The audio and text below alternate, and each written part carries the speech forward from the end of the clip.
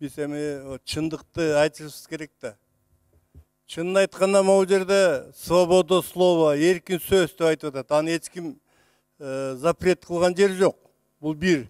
Экинчи, калп айткан кишилерге фамилиясын жазбаса, бирөөнү жел үстүнөн туруп айтса, Жапаров айткандай мылжыйтып коюп, кой бертип коюп, сасып коюп отурса, ошолорду менен күрөш керек деп атат. Андай болсо, айтсын мына баланча, мен сиз туура эмес деп жазбайт. Алар общий интернетке жазып коюп, анан мылжыйып, анан сасый берсе, ошолорду колдойбузбу? Мына Үмбеталы туура айтып атат депутат. Конституцияда жазылган. Эмне аларга сөз эркиндиги болуп, жөнөкөй кишилерди шыбаш керек бул жерде. Андай эмес, жазып коюп эле жөнүндө калптын баарын айтып атат. Мен мына акайга көргөзгөм илгери бир интернетке мына тирүү турат, ошо жазылган боюнча. Жамандап жазып атат. Бул жактан биздин балдар жазып келди. Силер дейт, булар $500 берген.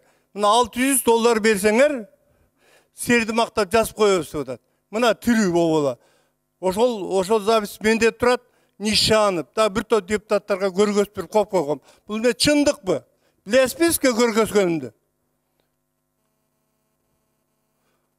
Анан айта турган сөз мындай да.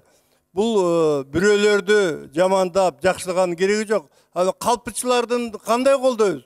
Жазсын, ачык.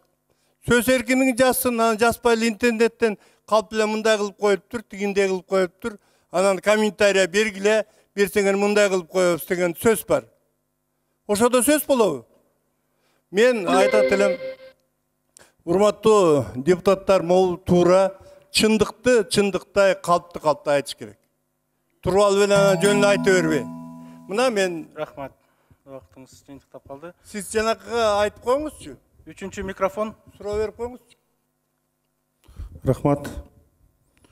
Бүгүн коомго бул мыйзам эмес, бүгүнкү коомго келе жаткан шайлоодо колдору менен көрсөтпөйлү 30 жылдан бери кошомат кылгандар, кошоматчыларды жана подхалимдерди иллюстрация боло турган мүмкүнчүлүк келет.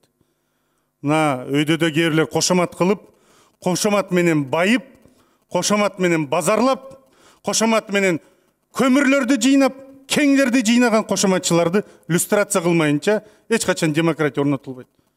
Ошон үчүн бүгүн тарыхый мүмкүнчүлүк бар элде. Келе жаткан шайлоодо кошоматчылардан арылгыла, подхалимден арылгыла, ошондо адилеттүү, эркин мамлекетти түзсө болот. Рахмат. 4-чү микрофон, анан 6-чы микрофон. Урматтуу депутаттар, мен айтат элем да, кээ бирөөнө кул болгондар бар да. Абдан эле ошондо жата калып, ошонун тамагын ичкендер бар да, 7% менен эл эчтеке ала албай атат. 7% менен 17 миллион доллар алгандар бар. Ошого кул болуп, ошону сүйлөгөндөр бар. Жалдырап бирөөгө тийишкендер бар. Чындык керек. Шайлоолордо ошолор акчаны тараткандар, жүргөндөр, элге бир тыйын пайдасы жок. Мына көрдүңөрбү, айылына барса кубалагандар бар. Туруп албай атат. Кээ бирлеринин иштеген иштери бар. Көрө албагандар бар. 7% эмес, 17% менен бербейт азыр. 17 миллион доллар. Бул эмне деген? Ошондо кул болуп, муну айт, тигини айт дегенде бар, ошолор айтып атат ошондой. Кошоматчылар, арамзалар, арам акчалар жүргөндөр бар. Ошон үчүн мыйзамды сыйлайлы, эркин сөздү сыйлайлы, бирок чындыкты айтыш керек да. Мына сен жамансың, жакшысың деп туруп айтып, астына фамилиясын, име отчествосын жазып койсоң, анан айтат. Сиз туура айттыңыз, же туура эмес айттыңыз, кечирип коюңуз. Же болбосо туура айтканга тийишпейт. Анан былгытып коюп, анан жөнүндө бирөөнүн сөзүн сүйлөп, 17% менен 7% менен алып алып, 17 миллион доллар алып алып, анан кул болгондор муну сүйлө, тигини сүйлө деп өздөрү билбейт. Бир күн производство иштеген эмес. Миңдеген кишилерди, жумушчу орунду берген кишилерди көрө албагандар бар. Себеби алар арам акча менен, коррупция менен, контрабанда менен гана келген, ошол акчаны элге жумшап сатып алган. Мен аларды айтып берем, баарын билем. Чоң рахмат көңүл бурганга.